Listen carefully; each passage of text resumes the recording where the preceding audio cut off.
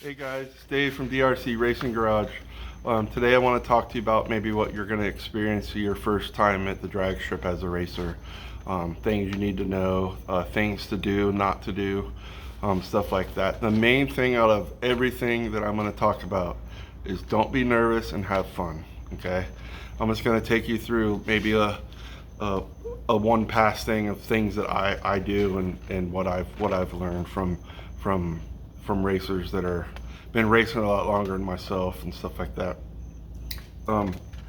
So what's going to happen is you're going to pull through the gate. You're going to pay your gate fee. Some tracks will sell the tech card at the gate, and some will have you go to racer registration. I'm going to kind of give you the scenario of what it's like for us at Bradenton Motorsports Park where we normally race.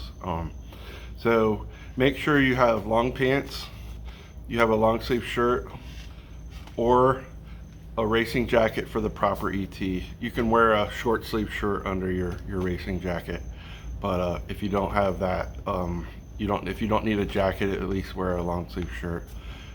No open face shoes, no flip flops, no sandals, none of that stuff. Wear tennis shoes, or for the proper ET again, wear the racing shoes. And the most important of all that is a helmet. I would wear a helmet for any car that you're driving, a street car, whatever. It's you can never be too over safe, you know. But I would definitely wear a helmet. So I'm just going to take you through a scenario of like one pass at Bradenton, what I normally do. It's not everyone's way of doing it. It's just my personal experience and things I've learned and stuff like that. So one thing, so after you get to the track, you go to the tech card, you fill out the tech card. You either hold on to it, put it in your pocket. I prefer to put it on my dashboard. That way I always know where it's at. So you're gonna get all your attire, all the stuff I just mentioned, in the car. You don't have to wear it down there, but just put it in the car and go through tech. They're gonna check your seat belts and stuff like that. Check your helmet, see if it's certified. You know, a test and tune, they don't normally check all that stuff, but that's what I would do. Treat it like, even if it's a test and tune night, treat it like it's a race. Again, I'll mention again that it's never a bad thing to be too safe. So after you get your tech, go through tech, you're gonna go down to just go back to your pit and wait for him to call you in staging lanes.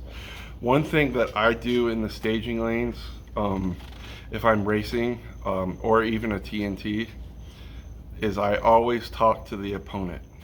One thing that I do personally is I will walk over to the person that I'm racing and ask him if he has a preference of if he likes to stage first or stage last. I personally don't have a preference.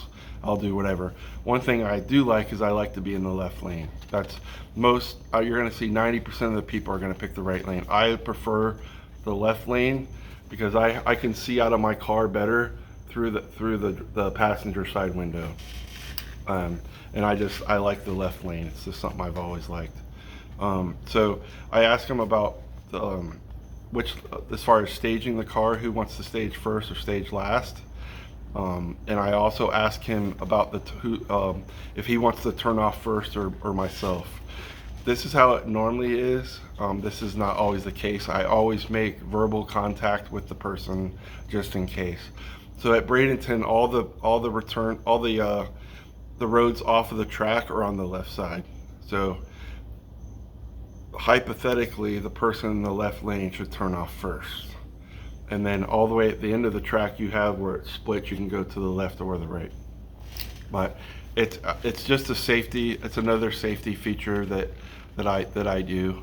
I have seen a lot of stuff happen at the big end, even well past the finish line. Cars collide, people not communicating in the staging lanes as far as who's turning off.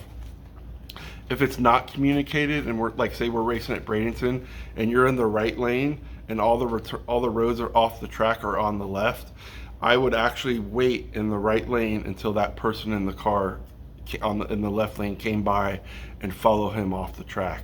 Just be safe. So when you get up to the water box, if you run street tires, go between the water boxes, okay? And then if you want to go to the water box, just barely back up to it and barely get your tires like damp and do a burnout. I personally do not, I don't recommend doing a burnout with street tires. It tears the track up. It brings the rubber up off the track. It messes with the track prep, the VHT, and it just calls for it causes problems down the road later in the evening. And then also what I do on my car is I will pull through the water box. I run slicks. So I will pull through the water box and then I will back my back tires up through the box again, and then I'll pull forward. That way you're getting water all the way around the tire, okay? Sometimes if you don't get water all the way around the tire, when you do a burnout, you'll start off doing your burnout and you'll hard to the left or hard to the right. I always do my burnout in second gear. There's no need to do it in first gear and wind it up to 7,000 RPMs. It does damage. Over time, it'll do some damage to your motor. So I always start off in second gear. I run a power glide, so I only have first and second gear. And then when I pull up, we're gonna talk more about staging. I'm gonna do another video on probably Friday or Saturday about how to stage the proper way. I'll explain all the trees, and then I will explain when you take off, if you're foot braking or if you're running a trans brake, when you should let go or push the gas, or let off the brake and push the gas. So we'll get into more of that stuff too, because there's a couple things that when you do stage that you should give your opponent respect. So, okay, so let's say you're making your pass. You start off and you feel something's right or actually not right, wrong with the car. If you smell something, you hear something, immediately pull over whatever lane you're in towards the wall, and just shut the car off. You know, it could be like, say, an oil leak or the radiator hose blew. I did mention in a past video from the last video about an engine diaper. Everybody should have an engine diaper unless you're a street car. There's no excuse for it. They're about 250 bucks. It'll save your life, and if it's not worth it. But we won't get into that anymore. I run a diaper and a belly pan. So, and that's just courtesy to the track and your fellow spectators and your fellow racers. If you pull over and not drive all the way down the damn track and put whatever is leaking all the way down the track. Sometimes it can take up to an hour, 2 hours just to clean up a mess that could have been avoided from the get-go. So another thing I do, you'll notice, well, in bracket racing, some guys will like stab the brakes at the end of the track. That's another no-no. They'll lock the brakes up. You'll get disqualified for that.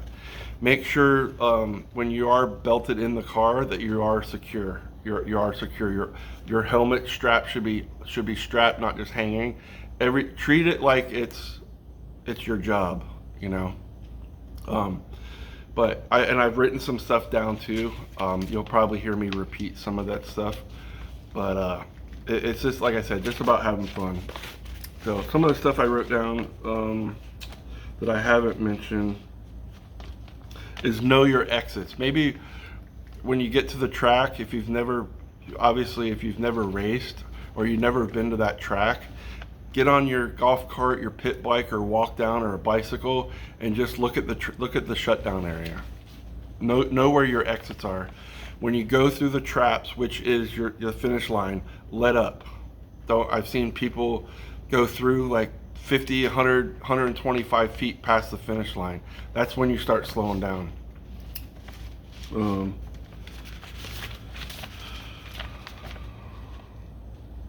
When you get done with your pass through the finish line, do not take your helmet off.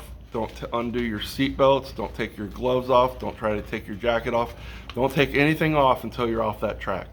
Okay? because like I said, anything can happen while you're still on the track. The other car could, let's say you got your helmet off, you pull your helmet off, and the other car is getting squirrely and hit you, and you have no helmet on.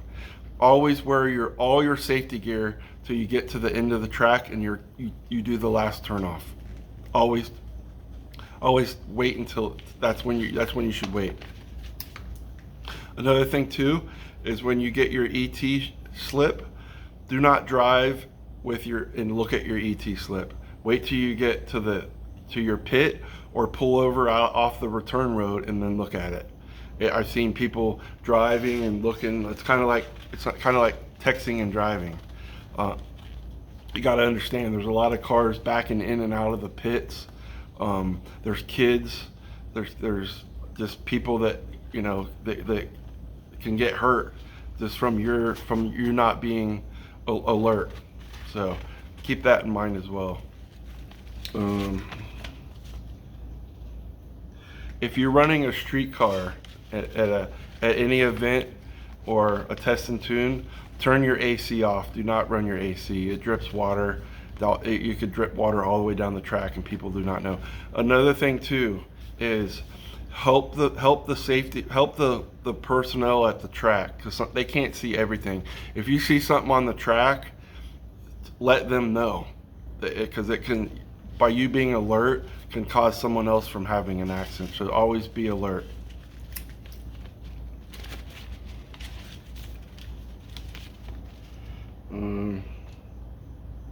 Another thing in the burnout box, so when you're getting ready to do your burnout, make sure you do not do your burnout until the starter gives you the okay.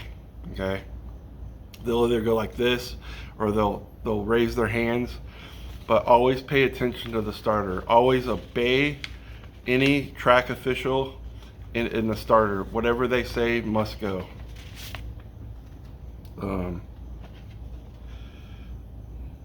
Do not speed through the pits or on return road. I usually just idle, maybe a little over idle. Do not speed, please.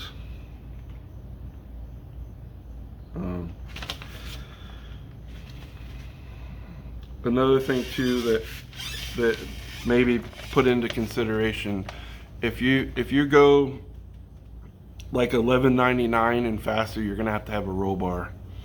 I feel that every single car that goes down the track, other than a street car, has a drive shaft loop.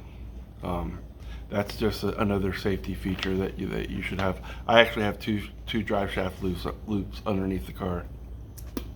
Again, you can never be too safe. And then as far as like street tires, there's really no reason to do a long burnout.